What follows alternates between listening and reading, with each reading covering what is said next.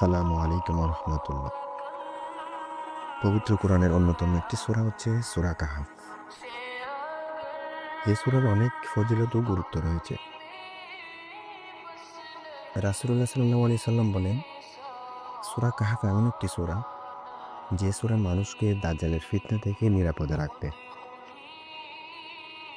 রাসূলুল্লাহ সাল্লাল্লাহু আলাইহি সাল্লাম আরো বলেন, যে ব্যক্তি জুমার দিনে সূরা কাহাফ তেলাওয়াত করবে সে ব্যক্তির এক জুমা হতে আরেক জুমা পর্যন্ত সময়টা মহান আল্লাহ তাআলা নূর দ্বারা পরিপূর্ণ করে দিবেন।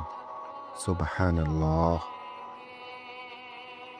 তাই আমাদের উচিত এ সূরাটি শুক্রবার তথা জুমার দিনে সম্পূর্ণ না হলেও অর্ধেক হলেও তেলাওয়াত করা।